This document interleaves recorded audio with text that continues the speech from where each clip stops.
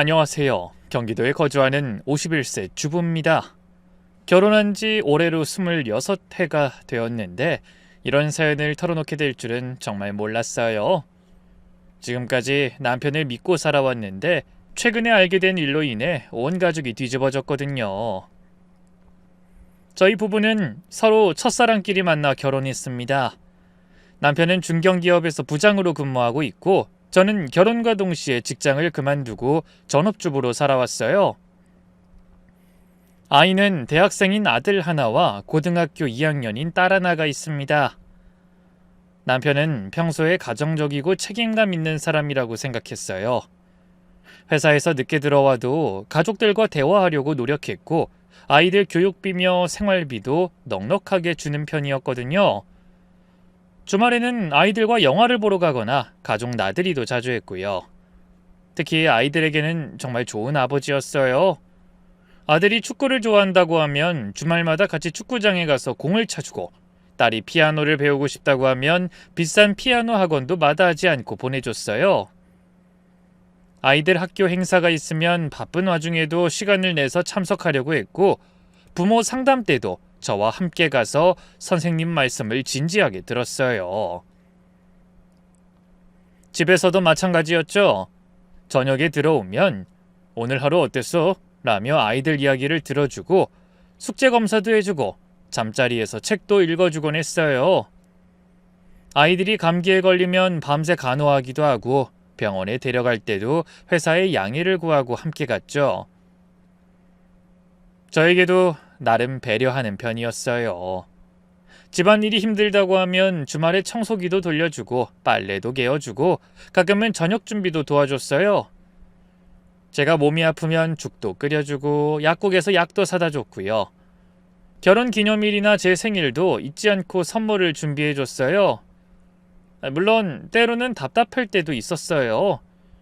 결정을 내릴 때 너무 신중해서 답답하기도 했고 가끔 고집을 부릴 때도 있었지만 그래도 성실한 가장이라고 믿어 의심치 않았습니다.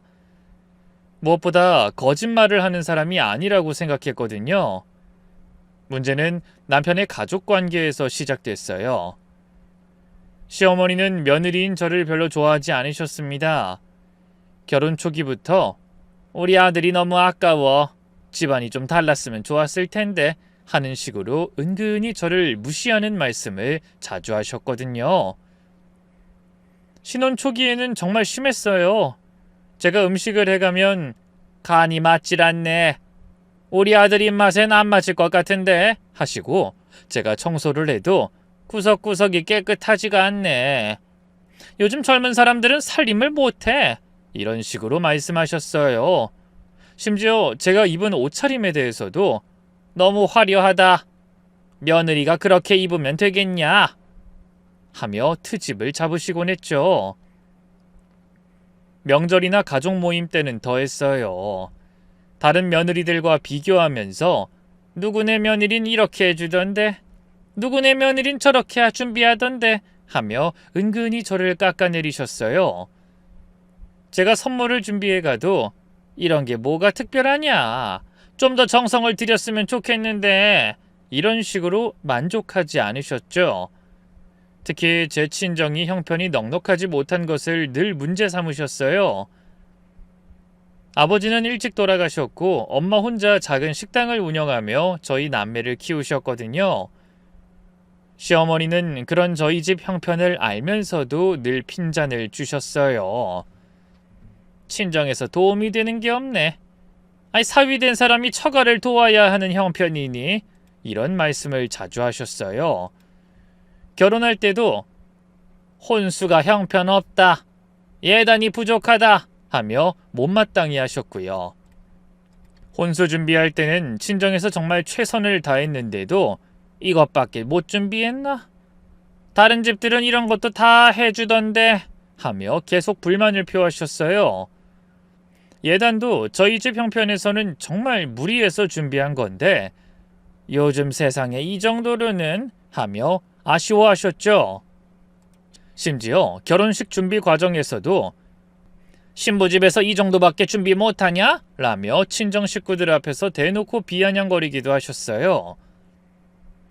결혼식장 예약할 때도 좀 더 좋은 곳으로 잡지 그랬냐 하시고, 필요한 음식에 대해서도 손님들이 실망하겠네 이런 말씀을 하셨어요. 그때 친정엄마가 얼마나 속상해 하셨는지. 결혼식 당일에도 마찬가지였어요. 신부 대기실에 오셔서는 제 화장이나 드레스에 대해 이런저런 지적을 하시고, 우리 아들한텐 과분한 것 같네 이런 말씀까지 하셨어요. 그때 정말 눈물이 날 뻔했지만 꾹 참았죠. 반면 시댁은 나름 중산층 이상의 집안이었어요. 시아버지는 공무원으로 근무하시다 퇴직하셨고, 퇴직금도 상당했고 연금도 넉넉하게 받고 계셨어요. 시어머니는 아파트 몇 채를 소유하고 계셨습니다. 강남에 있는 아파트도 있고 지방에 있는 아파트들도 있어 월세 수입만으로도 상당한 돈이 들어왔죠. 저희가 지금 살고 있는 집도 결혼할 때 시댁에서 마련해 주신 거예요. 물론 그때도 이 정도 집이면 우리 아들에게는 충분하다 라며 마치 큰 은혜라도 베푸는 듯한 말투로 하셨지만요.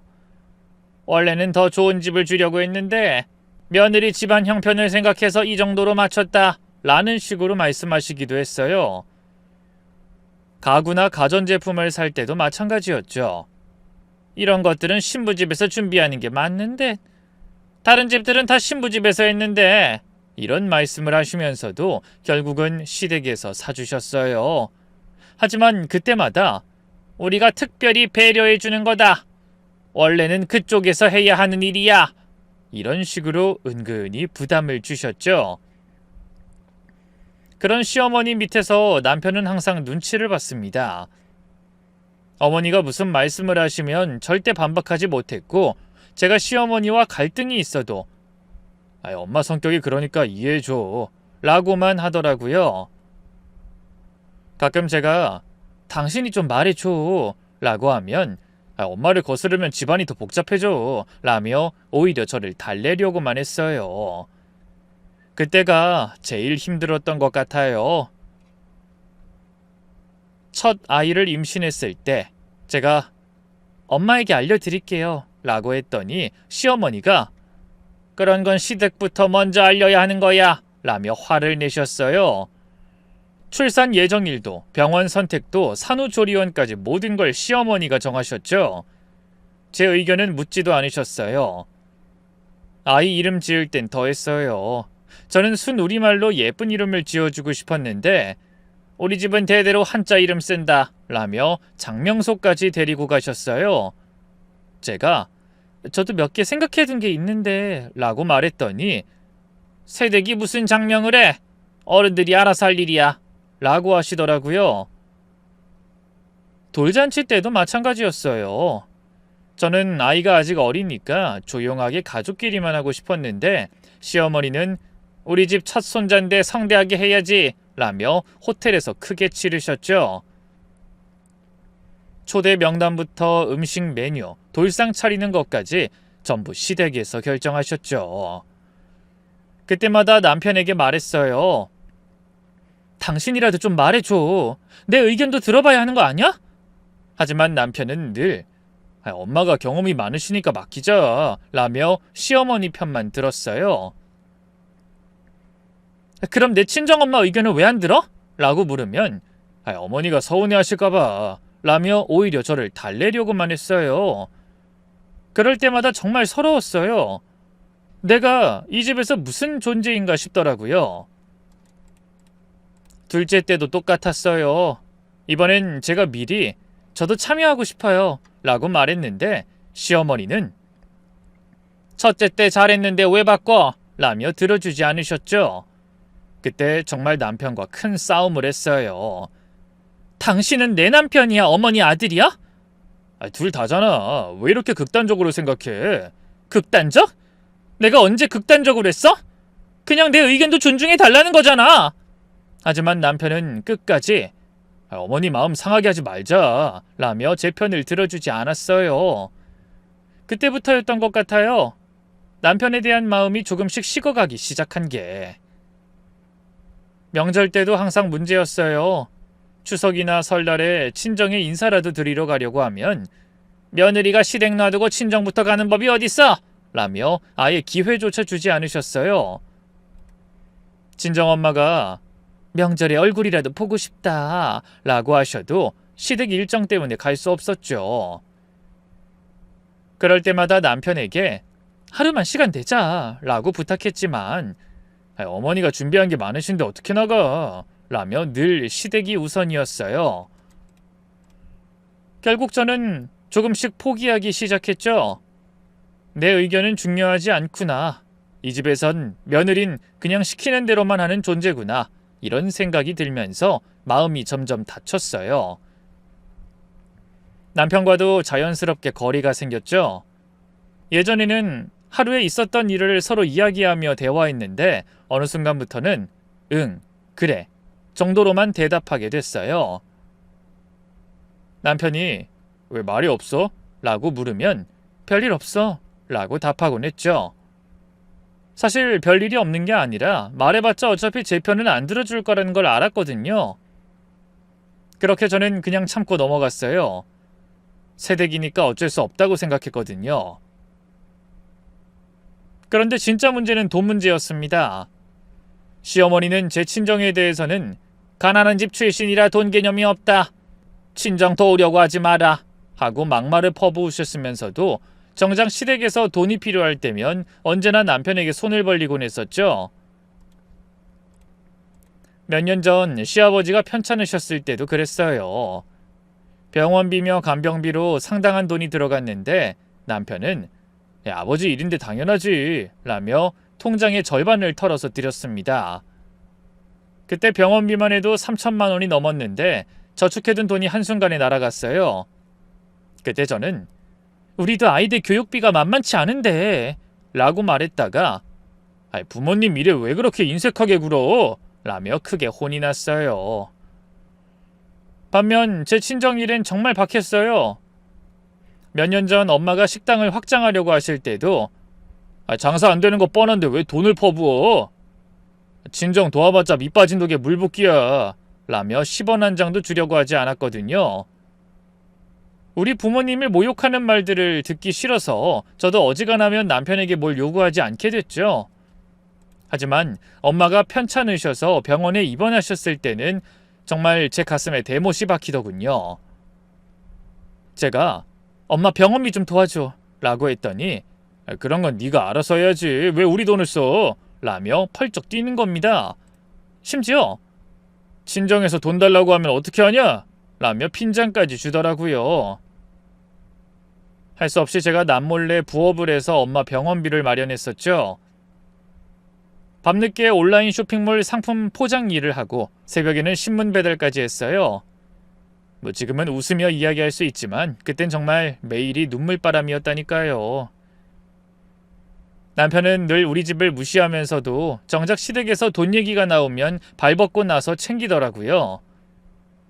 시동생이 사업자금이 필요하다고 하면 1,000만 원씩 빌려주고 시누이가 아이 학원비가 부족하다고 하면 몇백만 원씩 보태주고 작년에는 시누이 집 보일러가 고장났다며 200만 원을 송금하기도 했어요. 제게는 언제나 사후 통보가 돌아왔습니다. 동생이 급하게 필요하다고 해서 좀 보내줬어. 어머니가 갑자기 돈이 필요하시다고 해서 이런 식으로 일이 다 끝난 후에야 알려주더라고요. 그럴 때마다 속이 쓰렸지만 참았어요.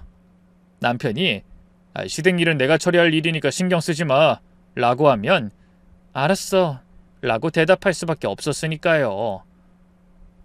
그런데 얼마 전부터 뭔가 이상하다는 느낌이 들기 시작했어요.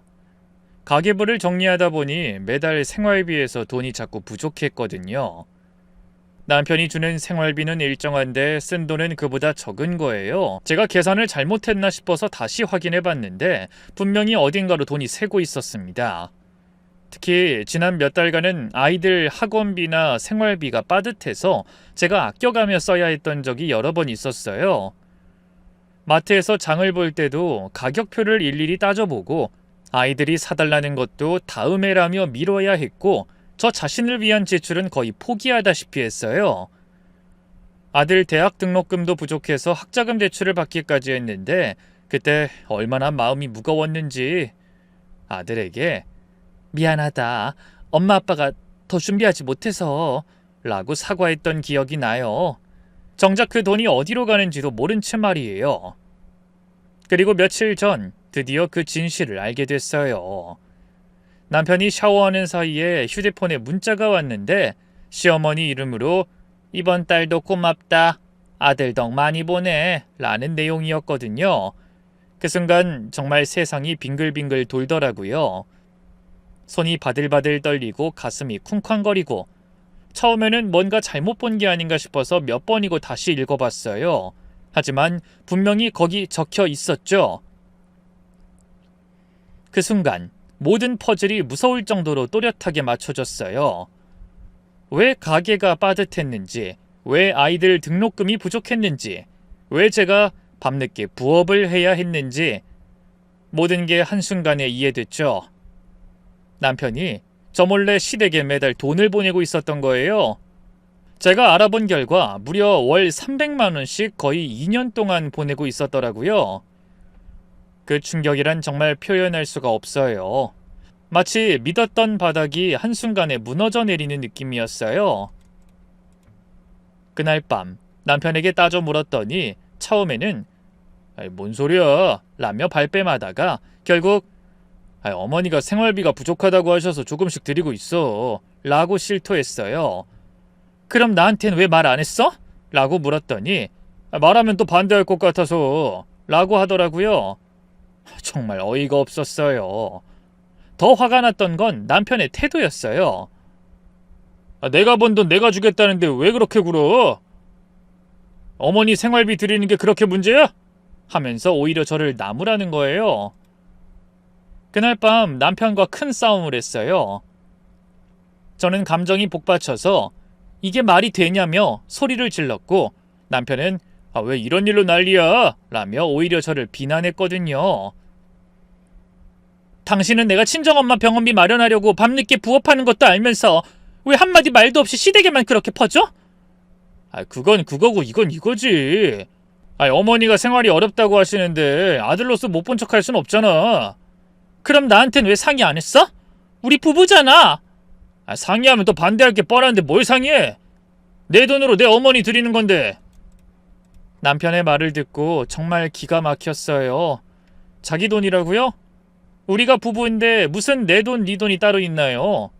게다가 그 돈이 우리 가게에서 나간 돈인데 말이에요. 그때 저는 정말 우라같이 밀어서 소리를 질렀어요. 그럼 내가 밤늦게 포장 일하고 새벽에 신문 배달한 건 뭐야? 우리 엄마 병원비 마련하려고 몸이 부서져라 이랬는데. 그땐 상황이 달랐잖아. 뭐가 달라? 둘 다 부모님인데 왜 차별해? 남편은 대답하지 못하고 고개만 돌렸어요. 정말 답답했습니다. 더 알아보니 상황이 더 심각했어요. 시어머니가 남편에게 며느린 절대로 이 일 알게 하지 마라. 괜히 기분 나빠할 텐데 하면서 아예 저를 배제하고 거래를 하고 있었던 거예요. 심지어 시어머니는 다른 사람들 앞에서는 우리는 자식들한테 폐 안 끼치고 자립해서 살고 있다. 요즘 젊은 사람들은 부모 모시는 마음이 없어서 걱정이다. 라고 떠들고 다니고 있었다는 거예요. 정말 이중적이었죠. 남편한테는 매달 300만 원씩 받아가면서 겉으로는 자립하는 척 착한 시어머니 행세를 하고 있었던 거죠. 며칠 후 시댁에 직접 찾아가서 시어머니와 대화를 나눴어요. 어머님, 남편이 매달 생활비 드리고 있다던데 전 전혀 몰랐거든요. 앞으로는 저도 알고 싶어요. 그랬더니 시어머니의 반응이 가관이었어요. 아유, 그런 걸 왜 신경 써? 우리 아들이 효자라서 그런 거지. 네가 다 알 필요가 있어? 부부 사이 비밀이 어디 한둘인가? 더 가관인 건 그 다음이었어요. 근데 말이야, 네 친정은 왜 도움을 안 주냐? 우리는 아들이 챙겨주는데 너희 친정은 왜 맨날 자식에게 받기만 하지? 정말 어이가 없었어요. 자기들은 매달 300만 원씩 받아가면서 그건 다 모른 채 숨겨놓고 제 친정은 왜 도움을 안 주냐고 되묻는 거죠.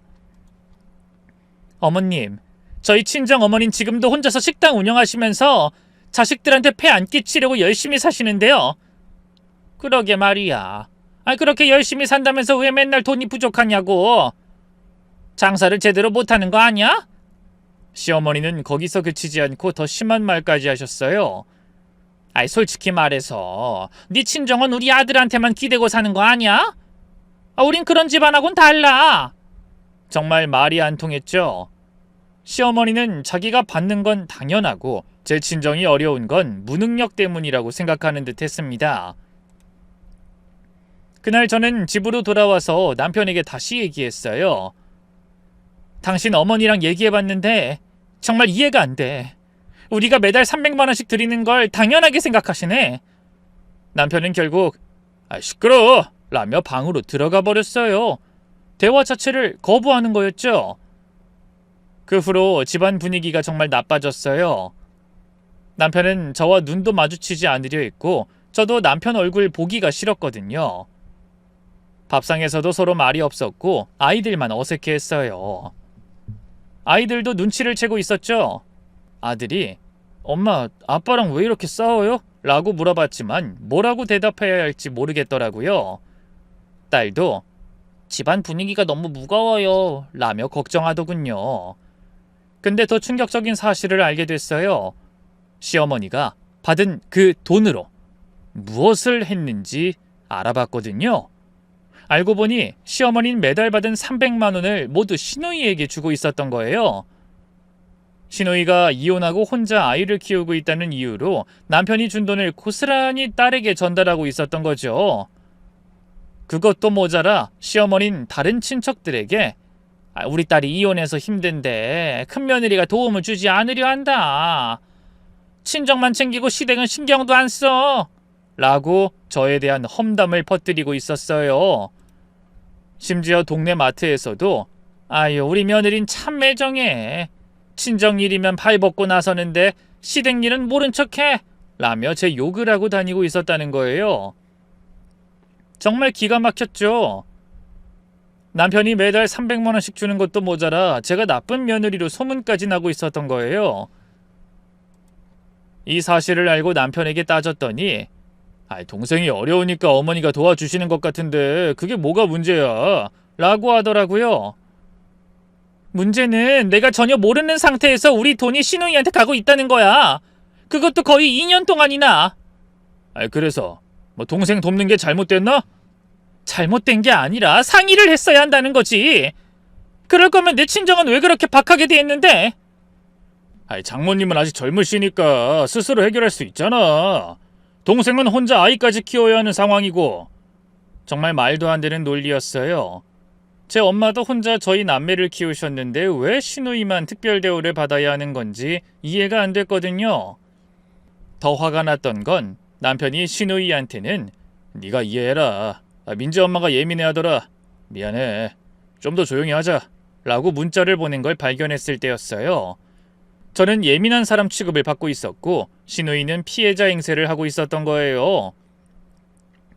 그날 밤 정말 눈물이 났어요. 26해 동안 이 집을 위해 살아왔는데 결국 저는 가족이 아니라 그냥 집안이라는 사람 취급을 받고 있었던 거예요.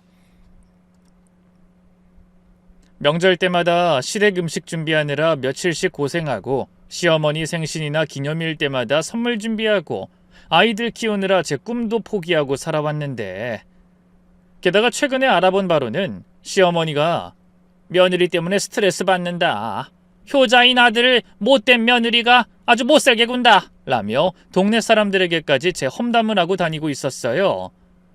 정말 참을 수 없었죠.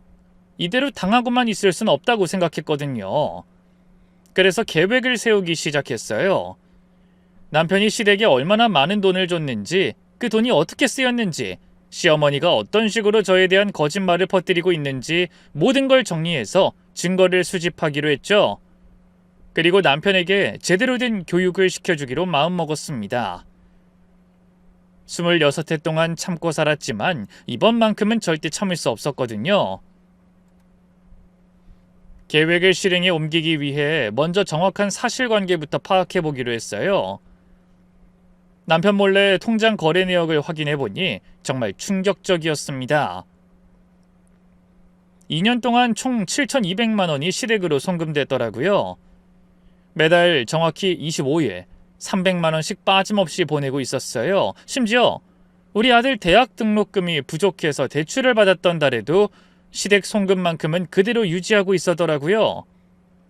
전 그때 등록금 때문에 얼마나 걱정했는데 정작 남편은 시댁 송금을 줄일 생각은 전혀 안 했던 거예요. 그리고 더 충격적인 사실도 발견됐죠. 남편이 시어머니에게 보낸 카카오톡 메시지를 우연히 보게 됐는데 어머니, 민지 엄마가 눈치채고 있는 것 같아요. 좀 더 조심해야겠어요. 아내한텐 절대 말하지 마세요. 괜히 복잡해져요. 이런 내용들이 있었거든요.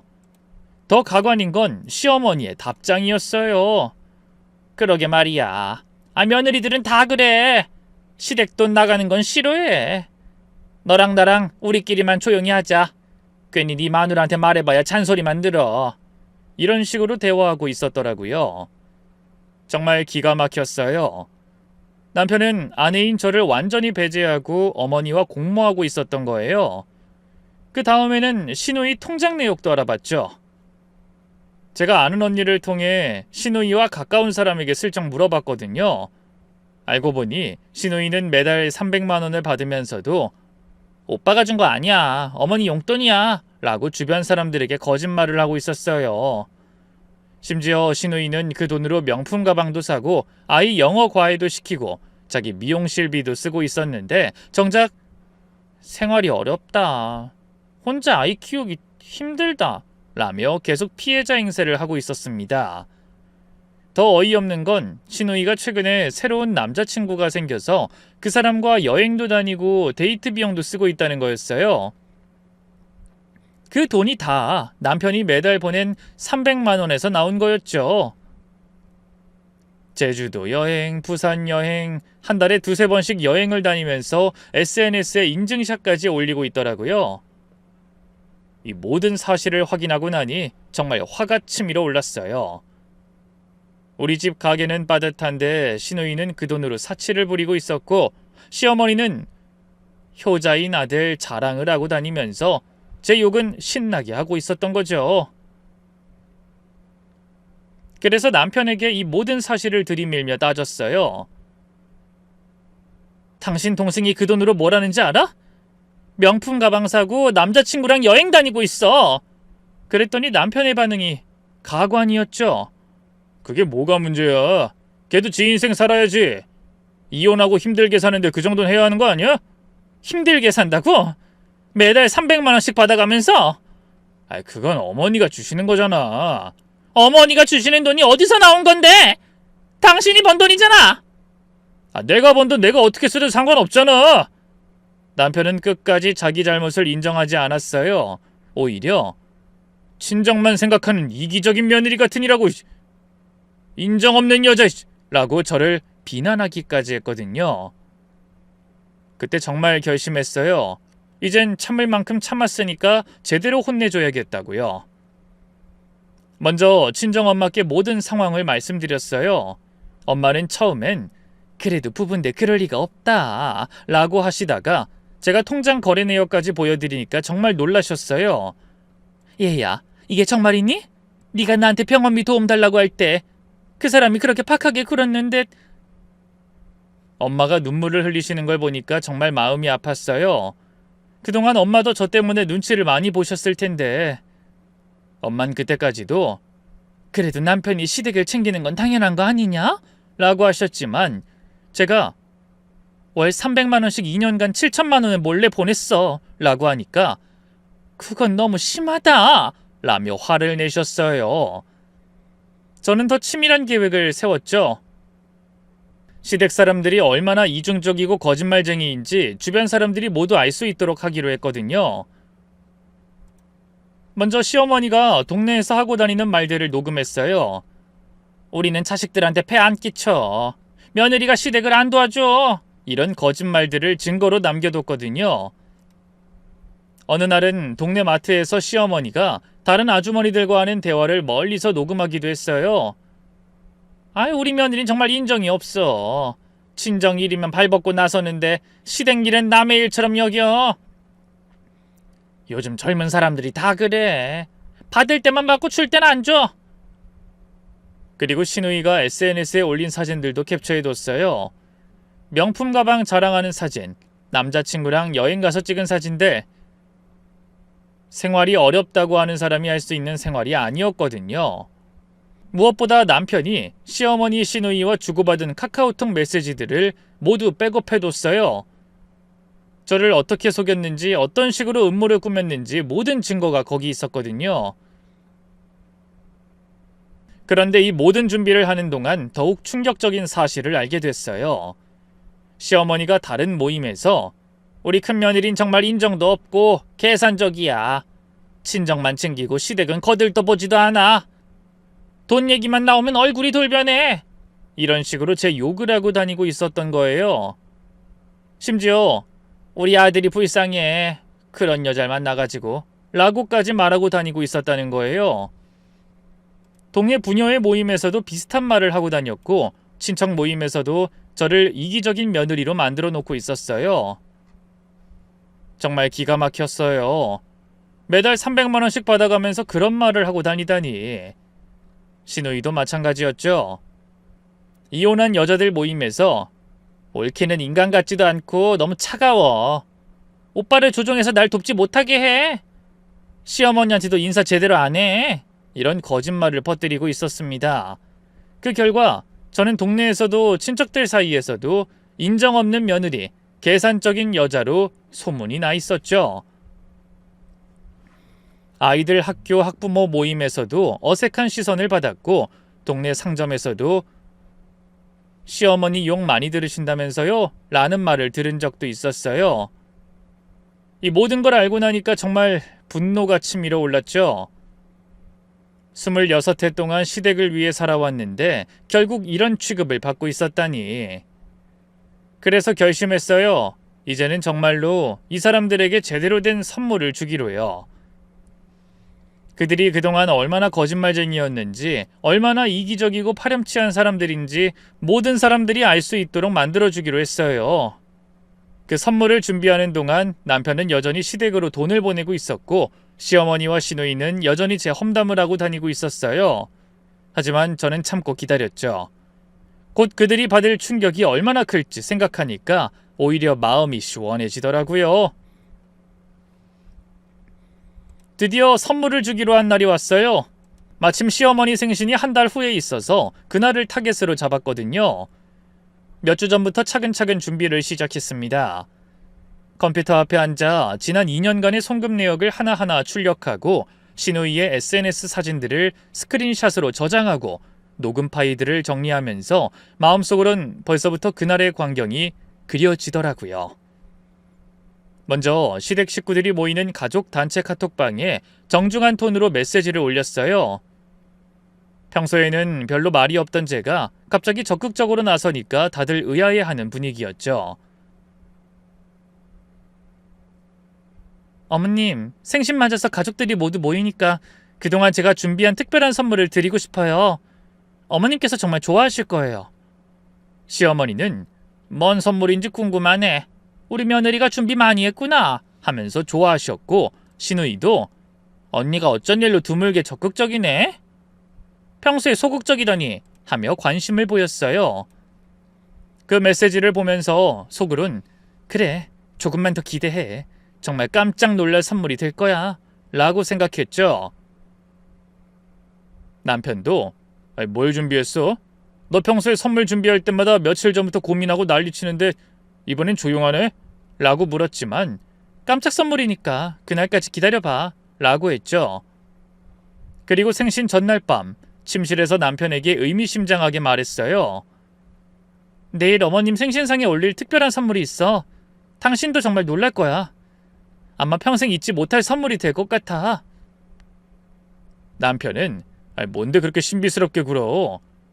설마 비싼 거 산 건 아니지? 요즘 경기도 안 좋은데. 라고 했지만 저는 내일 보면 알아. 돈 한 푼도 안 들었으니까 걱정하지 마. 라고만 했어요. 그때 남편 얼굴에 스친 안도의 표정을 보면서 정말 끝까지 돈 생각만 하는구나 라는 생각이 들었죠. 생신 당일 아침 저는 평소보다 일찍 일어나서 정성스럽게 옷을 차려입었어요.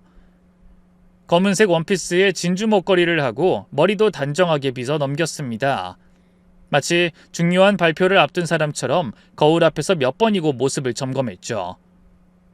오늘이야말로 진실을 밝히는 날이다라고 마음을 다잡으면서요.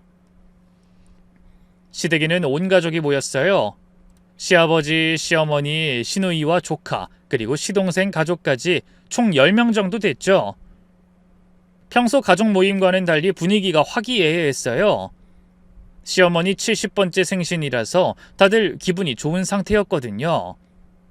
저는 미리 준비해둔 정성스러운 선물 상자들을 들고 갔어요. 예쁘게 포장지로 싸서 리본까지 달았거든요. 보기에는 고급스러워 보이게 금색 포장지에 빨간 리본을 사용했죠. 시어머니는 그 상자들을 보시더니 정말 기뻐하셨어요. 어머나, 우리 며느리가 이렇게 큰 상자를 여러 개나 준비했네? 뭐가 들었을까? 다른 가족들도 와, 선물이 엄청 많네. 뭘 그렇게 정성스럽게 준비했어? 하면서 궁금해했어요. 저는 그 반응들을 보면서 속으로 곧 알게 될 거야. 정말 깜짝 놀랄 테니까 라고 생각했죠. 어머님, 70번째 생신 진심으로 축하드려요. 제가 정말 정성껏 준비한 선물이에요. 어머님께서 가장 필요로 하시는 것들로 준비했어요. 시어머니는 정말 기뻐하시면서 아유, 우리 며느리가 이렇게 정성스럽게 준비해줬네. 26년을 시댁 모셔봤는데 이렇게 특별한 선물은 처음이구나 하시며 모든 가족 앞에서 천천히 선물 상자를 여셨어요. 첫 번째 상자를 열자마자 시어머니의 얼굴이 서서히 굳어졌어요.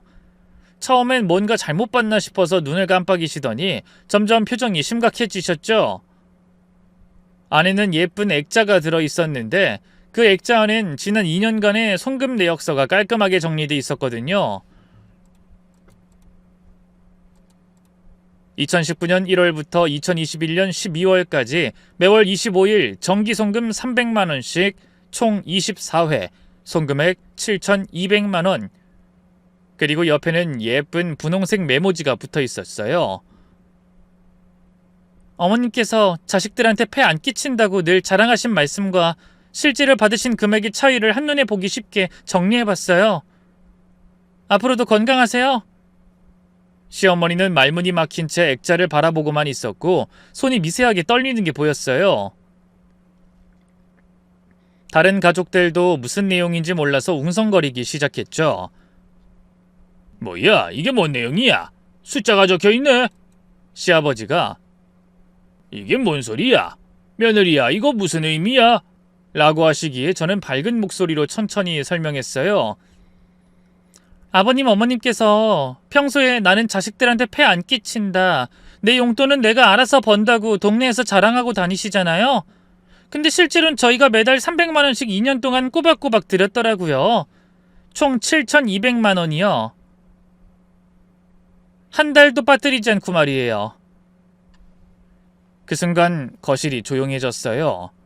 시계소리만 뚝딱거리는 게 들릴 정도로 정적이 흘렀죠. 시동생이 뭐야, 그럼 형이 매달 300씩 줬다는 거야? 우린 전혀 몰랐는데? 라고 물었고 저는 네, 맞아요. 날짜까지 다 적혀 있으니까 확인해 보세요. 라고 대답했어요.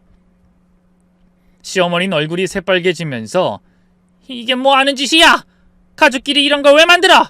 라고 소리를 지르셨지만 전 이미 준비한 두 번째 선물을 꺼냈어요. 그리고 고모한테 특별한 선물이 있죠. 시누이에게 건넨 선물 상자 안에는 시누이가 SNS에 올린 명품 가방 사진들과 남자친구와의 여행 다닌 사진들을 예쁘게 편집돼서 들어있었어요. 루이비통 가방, 샤넬 지갑, 제주도 여행, 일본 오사카 여행 사진들이 날짜 순으로 정리돼 있었죠. 그리고 맨 위에는 이런 메모를 적었습니다. 생활이 어렵다고 하시면서도 이렇게 잘 사는 걸 보니 정말 다행이에요. 명품도 사시고 여행도 자주 다니시니까 앞으로는 더 이상 어려워하지 마세요. 시누이는 얼굴이 새빨개지면서 언니, 이게 뭐야? 왜 이런 걸 만들었어? 이건 사생활 침해야! 라고 소리쳤죠. 내 SNS 몰래 캡처한 거잖아! 그때 저는 마지막 선물을 꺼냈어요. 바로 시어머니가 동네에서 제 욕을 하고 다닌 내용들을 녹음한 파일과 정리한 문서였거든요. A4 용지 5장에 빽빽하게 적혀 있었어요. 어머님, 이건 어머님께서 평소에 저에 대해서 어떤 말씀을 하고 다니시는지 정리한 거예요. 동네 사람들한테 하신 말씀들 날짜별로 정리해봤어요. 문서를 펼쳐 보이면서 큰 소리로 읽어나갔어요. 며느리가 인정이 없다, 계산적이다, 친정만 챙긴다, 시댁을 거들떠보지도 않는다, 돈 얘기만 나오면 얼굴이 돌변한다, 우리 아들이 저런 여자랑 결혼해서 불쌍하다. 가족들이 모두 충격을 받은 표정으로 절 바라봤어요. 동서가 어머님, 정말 이렇게 말씀하셨어요? 이건 너무하잖아요. 라고 물으셨지만 시어머니는 이건 오해야. 내가 언제 그런 말을 했다고? 라고만 외쳐댔죠. 하지만 자기 어머니가 괴로운 건 곧 죽어도 못 보겠는지 그때 남편이 나섰습니다.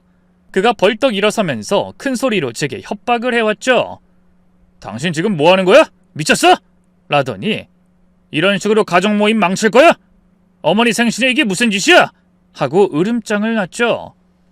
저는 남편을 똑바로 바라보며 차분하게 말했어요. 당신한테도 특별한 선물 있어. 가장 큰 선물이지. 남편에게 건넨 것은 지난 2년간 남편이 시어머니와 주고받은 카카오톡 메시지들을 정리한 파일이었어요. 메시지 하나하나를 스크린샷으로 찍어서 시간순으로 정리해 놨거든요. 엄마한테 절대 말하지 마세요. 민지 엄마가 눈치채고 있는 것 같아요. 와이프가 성가시게 굴까봐 비밀로 했어요. 엄마만 알고 있으세요. 이런 메시지들이 날짜별로 정리돼 있었죠. 남편이 시어머니한테 보낸 메시지들, 시누이한테 보낸 메시지들이 모두 다 있었어요. 남편은 기가 막힌 듯 이걸 어떻게 내 휴대폰을 라고 중얼거렸고 저는 당신이 매일 밤 샤워하는 30분 동안 휴대폰 보고 하나하나 캡처한 거야. 몇 달 동안 차근차근 모았어. 라고 했죠. 그러고는 시아버지를 바라보면서 차분하게 설명을 시작했습니다. 아버님, 저는 지난 26년간 이 집의 며느리로 살면서 한 번도 시댁에 누가 되려고 하지 않았어요. 근데 이 사람들은 저 몰래 매달 300만 원씩 받아가면서 저를 나쁜 며느리로 만들고 있어요. 그 돈은 시누이가 명품 사고 여행 다니는 데 쓰였고 시어머니는 그 사실을 숨기면서 동네에서 절 험담하고 다녔죠. 이제 모든 분들이 진실을 아셨으니까 앞으로는 누가 정말 이기적인 사람인지, 누가 정말 가족을 생각하는 사람인지 알 수 있을 거예요. 분위기가 정말 가관이었습니다. 아무도 입을 열지 못하고 있는데 시어머니가 얼굴을 새빨갛게 달구면서 너 진짜 미쳤니? 얘가 왜 이래? 당장 나가! 라고 소리쳤죠. 하지만 전 웃으면서 다행이네요. 더 이상 거짓말쟁이들과 한가족인 척하지 않아도 되겠어요. 라고 대답했죠. 그 순간 남편이 제 팔을 거칠게 잡으면서 당신 그만해! 집에 가자! 당장 일어나! 라고 했어요. 저는 팔을 뿌리치면서 그래 가자! 이제 이 집구석에서 할 말은 다 했으니까 26년 동안 참았던 말들 다 쏟아냈으니까 라고 하면서 모든 가족들에게 인사를 남겼습니다. 그동안 고생 많으셨어요. 앞으로는 서로 솔직하게 지내세요. 그리고 거짓말은 그만하시고요. 집으로 가는 차 안에서 남편은 벌벌 떨면서 당신 미쳤어? 어떻게 이런 일을 할 수 있어? 앞으로 얼굴 어떻게 보려고? 라고 소리를 질러댔어요. 저는 저대로 미쳤다고? 난 지금까지 너무 정상이었던 것 같은데 26년간 바보처럼 당하고만 살았네. 이제야 정신이 들었어. 라고 맞받아쳤죠. 집에 도착하자마자 남편의 휴대폰에 시댁 식구들의 전화가 빗발치기 시작했어요. 벨소리가 끊임없이 울리더라고요. 남편은 전화를 받으면서 죄송합니다. 제가 단속 잘못했어요. 미안하다. 애엄마가 너무 선을 넘었지. 내가 아주 혼을 내놓을게. 라면서 계속 빌고 또 빌고 사과하고 있었어요. 그 모습을 보니까 정말 어이가 없었어요. 끝까지 저를 나쁜 사람으로 만들려고 하는 거였거든요. 아내 단속을 잘못했다라는 말을 듣는 순간 정말 화가 머리끝까지 치밀었어요. 그때 저는 마지막 카드를 사용했죠. 미리 준비해둔 이혼 서류를 남편에게 내밀면서 단호하게 말했어요. 당신이 계속 그런 식으로 나올 거라면 우리 이혼해. 더 이상 못 참겠어. 26년 동안 참았는데 이제 정말 끝이야. 이혼 서류를 보는 순간 남편의 얼굴이 하얗게 변했어요. 여보, 이건 너무 과한 거 아니야? 이혼까지 할 일은 아니잖아. 과해? 26년간 나를 속이고 뒤에서 음모를 꾸민 게 과한 거지. 그때 남편이 갑자기 무릎을 꿇더라고요. 정말 진짜로 바닥에 무릎을 꿇고 앉으면서 손을 싹싹 비비며 빌기 시작한 거예요. 미안해. 정말 미안해. 내가 잘못했어. 다시는 이런 일 없을게. 제발 이혼은 말자. 처음엔 작은 목소리로 사과하더니 점점 목소리가 커지면서 울기까지 시작했어요. 당신 말이 맞아. 내가 정말 바보였어. 어머니랑 동생 말에 넘어가서 당신을 힘들게 했어. 정말 잘못했어. 다시 기회를 줘. 남편이 그렇게 빌자 아이들까지 놀라 방에서 나왔죠. 아들이 아빠 왜 그래요? 무슨 일이에요? 라고 물었지만 저는 아빠가 엄마한테 잘못해서 사과하는 거야 라고만 했어요. 딸도 엄마, 아빠가 뭘 그렇게 잘못했어요? 라고 물었지만 어른 일이니까 너희는 신경 쓰지 마 라고 했죠. 남편은 계속 무릎을 꿇고 빌면서 앞으로는 절대 시댁에 돈 안 보낼게. 모든 가게 관리 당신이 해. 어머니 말도 듣지 않을게 라고 약속했어요. 하지만 저는 쉽게 용서할 마음이 없었죠. 말로는 뭐든지 할 수 있지. 진짜 반성하는 건지 어떻게 믿어? 그럼 어떻게 하면 돼? 뭘 하면 용서해 줄 거야? 저는 미리 준비해둔 조건을 제시했어요. 첫째, 시댁에 지금까지 보낸 7,200만 원 모두 돌려받아. 둘째, 시어머니와 시누이에게 직접 가서 나에게 사과하라고 해. 셋째, 앞으로 시댁과 관련된 모든 일은 나와 상의 후에 결정해. 넷째, 내 친정에 지금까지 못해준 만큼 보상해. 남편은 7천만 원을 어떻게 돌려받아? 라고 했지만 저는 그건 당신이 알아서 해야 할 일이야. 못하겠으면 이혼하는 거고 라고 했죠.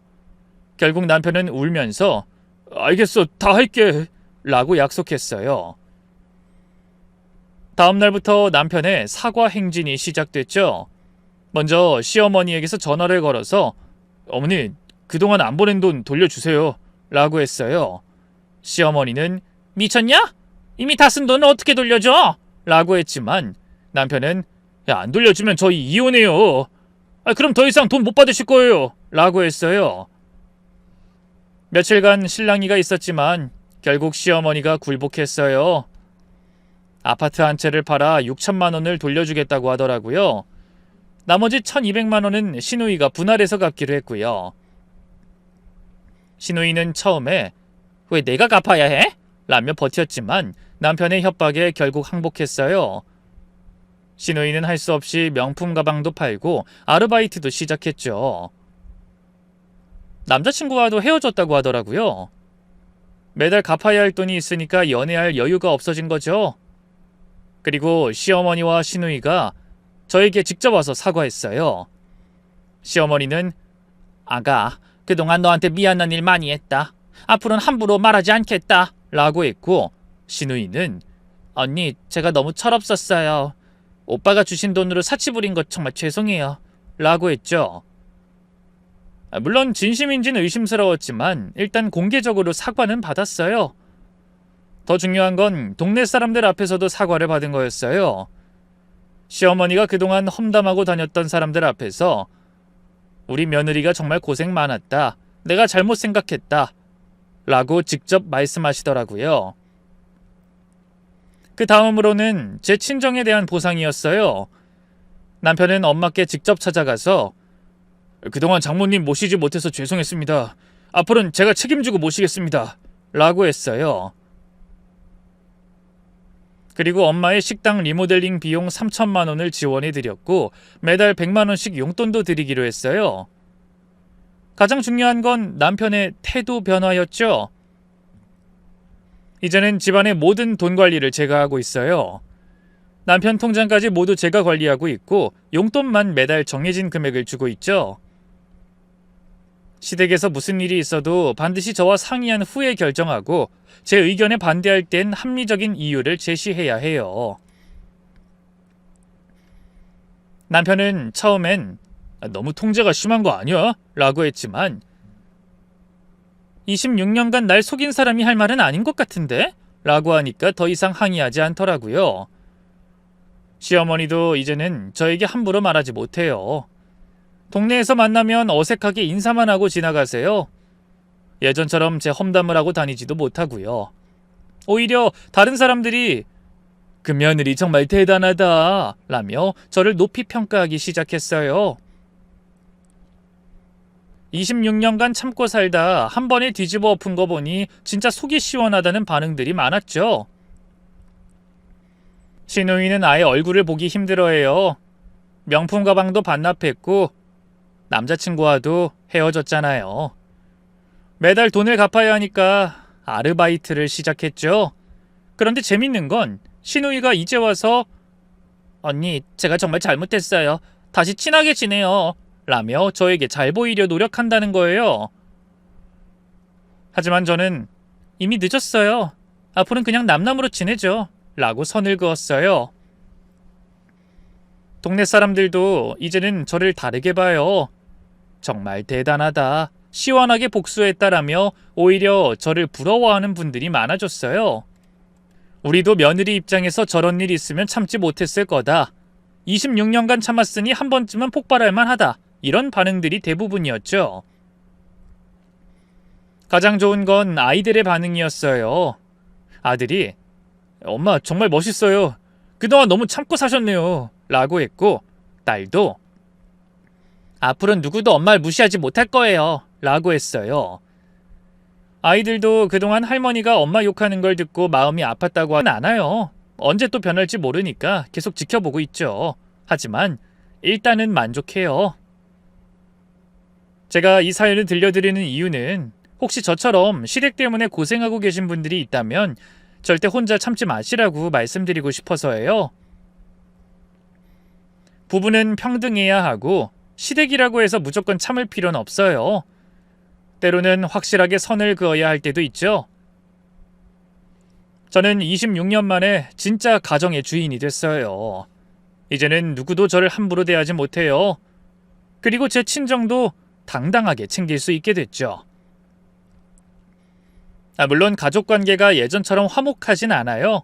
하지만 거짓된 화목보다는 진실한 긴장이 더 낫다고 생각해요. 앞으로는 더 이상 착한 며느리 흉내내지 않을 거예요. 제가 원하는 대로 당당하게 살 거예요. 혹시 지금 저처럼 고민하고 계신 분이 있다면 용기를 내세요. 분명히 달라질 거예요. 참는 것만이 미덕은 아니에요. 때로는 싸워야 할 때도 있답니다. 지금은 남편도 변했고 시댁도 절 함부로 대하지 못하고 친정도 당당하게 모실 수 있게 돼서 정말 만족해요. 가끔 친구들은 너 정말 대단하다. 어떻게 그런 용기가 났냐? 라고 물어보는데 저는 더 이상 참을 수 없었으니까 라고 대답해요.